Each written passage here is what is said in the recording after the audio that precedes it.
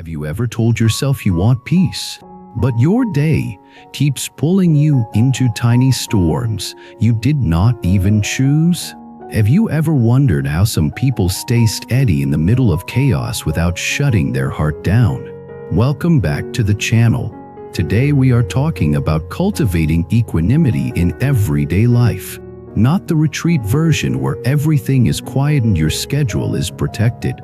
The real version.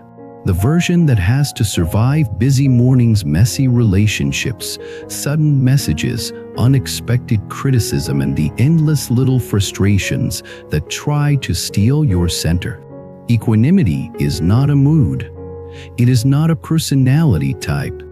It is a skill you build through micro choices that happen all day long. When you build it, your mind becomes less reactive, your heart becomes more stable, and compassion becomes something you can actually sustain. Let me start with a story, because equanimity is not learned from definitions. It is learned from moments. Imagine someone named Haku, not a monk in a mountain monastery, just a normal person with a job and responsibilities and a mind that sometimes feels too fast. Haku tries meditation. Haku understands the idea of calm. But the moment Haku leaves the cushion, the world grabs the mind again. A rude driver. A harsh comment. A friend who replies late. A plan that changes. Haku notices a pattern. The mind wants control. When control is threatened, the mind becomes tight. The body becomes tight. The heart becomes tight. And then even small events feel heavy. One day Haku hears a short teaching that sounds almost too simple. If you want equanimity, stop waiting for the perfect environment and start practicing in the ordinary moments that already exist. Haku laughs at first because the ordinary moments are exactly what feel impossible. But then Haku realizes something. The ordinary moments are the real training ground. If equanimity only works when life is quiet, it is not equanimity. It is comfort. So Haku makes a decision. I will treat my whole day as practice. This is the first shift. Equanimity is not something you do only in meditation. Equanimity is how you relate to every contact through the senses and the mind. Every email, every sound, every glance, every craving, every irritation. Each one can either train reactivity or train freedom. Haku starts with the smallest unit of practice, the pause. When something triggers, Haku does not immediately act. Haku does not try to suppress either. Haku pauses for one breath. Just one. That breath is not magic. It is a line in the sand. It says, I will not be owned by the first impulse. The first day Haku forgets many times, but even one remembered pause feels different. The second day Haku remembers a little more. The third day even more. This is how habits change. Not by perfection but by repetition. Now let us look at why this works in the language of mind training. A moment happens. The mind labels it pleasant, unpleasant, or neutral. Then the reflex appears. Pleasant makes you cling. Unpleasant makes you resist. Neutral makes you drift into distraction. Most people live in this reflex without noticing. Equanimity is learning to notice the reflex and not be forced by it. So when Haku is praised, the mind wants more praise and becomes anxious about losing it. The pause helps Haku enjoy praise with gratitude without becoming dependent. When Haku is criticized, the mind wants to defend or attack. The pause helps Haku listen for truth without being hijacked by shame. When Haku is bored, the mind wants to escape into the phone. The pause helps Haku stay present and see boredom as a wave that passes. This is equanimity in daily life. But Haku notices a problem. One breath helps, but sometimes the emotion is big. One breath is not enough to calm the system. So Haku adds a second practice, feeling the body. When a trigger hits, Haku asks a new question. Where is this in my body right now? Not why is this happening? Not what does this mean about me? Just where is it? Haku notices tight throat, hot face, pressure in the chest, restless hands, shallow breath. By focusing on sensation rather than story, Haku stops feeding the wildfire. The emotion becomes a physical wave. Waves move. Stories can last all day. This is a key everyday skill. Stay closer to sensation and hold story lightly. Haku tests this in a real moment. A co-worker sends a short message that feels cold. Immediately the mind writes a story. They dislike me. I am in trouble. I did something wrong. Anxiety rises. In the past, Haku would send multiple messages seeking reassurance. That would often make things worse. This time, Haku pauses. One breath. Then Haku feels the body. Tight belly. Fast heart. Haku names the emotion silently. Anxiety. Then Haku asks a wise question. Do I have enough information to conclude anything?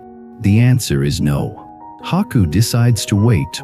Later, the co-worker explains they were rushing to a meeting. The story collapses. Haku realizes that equanimity just saved a whole chain of unnecessary suffering. Now Haku adds a third practice, choosing the next step based on values. Equanimity is not just staying calm. Equanimity is staying clear enough to choose wisely. So when irritation appears, the value might be kindness. When fear appears, the value might be honesty. When craving appears, the value might be patience. When conflict appears, the value might be respect and boundary.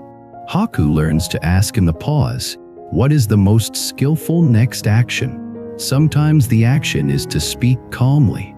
Sometimes it is to walk away. Sometimes it is to ask a question. Sometimes it is to do nothing and let the wave pass. But the action is not driven by panic or anger. It is driven by wisdom. This is how equanimity becomes a power, not a mood. Now let us talk about what equanimity is not, because people get stuck here. Equanimity is not being emotionally flat. You can feel deeply and still be EQ, you animo us. Equanimity is not pretending nothing matters. Things matter. People matter. Your life matters. Equanimity means you do not let the mind poison itself while dealing with what matters. Equanimity is also not avoiding boundaries. Many people confuse calm with compliance. But equanimity supports strong boundaries because it reduces fear. When you are less reactive, you can say no without cruelty. You can be firm without hatred. You can be clear without drama.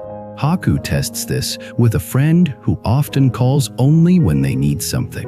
Haku feels resentment but also guilt. In the past, Haku would answer every time and then feel drained. Now Haku practices equanimity. Haku pauses when the phone rings. Haku feels the guilt as sensation. Tight chest. Haku chooses values, kindness and self-respect. Haku answers and says, I can talk for 10 minutes now and I can talk longer tomorrow.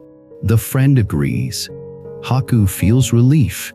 Haku learns that equanimity can protect relationships by preventing burnout. This is compassion supported by equanimity.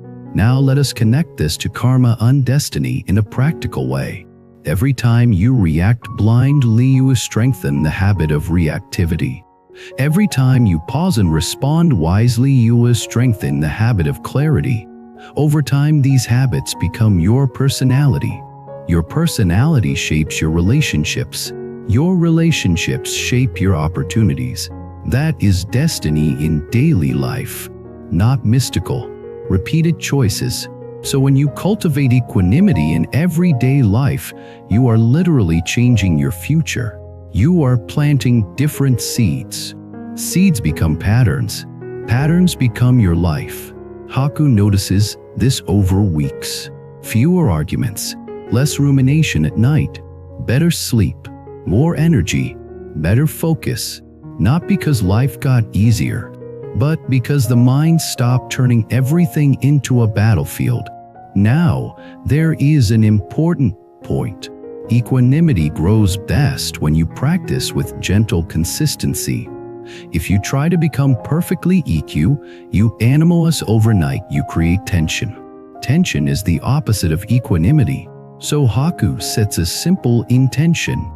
I will practice the pause 3 times a day on purpose. Not only when life forces it, 3 times a day. Morning, before checking messages. 1 breath. Midday, before replying to something stressful. 1 breath. Evening, before sleep. 1 breath. This is small enough to be realistic. And because it is realistic, it actually happens. Then the practice spreads naturally to other moments. Over time, Haku begins to feel a peaceful heart more often. Not permanent bliss, but a steady background that returns faster after disturbance. That is what growth looks like. Not never being disturbed, returning sooner, recovering faster, staying kinder. Now I want to bring this home with a final reflection. If you want equanimity, do not wait for a calm life. A calm life is not guaranteed, but a trained mind is possible. And a trained mind becomes a refuge you carry everywhere.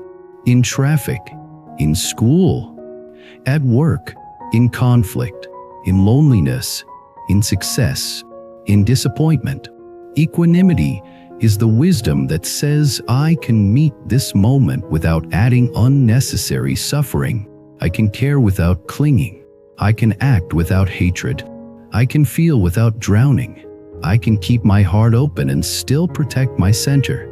Thank you for spending this time with me today. If you have a daily moment where you want more steadiness, share what it is in the comments.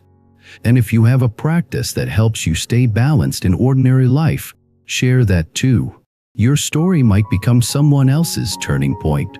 Subscribe to the channel, like the video, and stay with us for more teachings that turn everyday life into awakening practice. Until next time, keep practicing the pause, keep choosing clarity, and keep building the steady heart that can walk through any weather.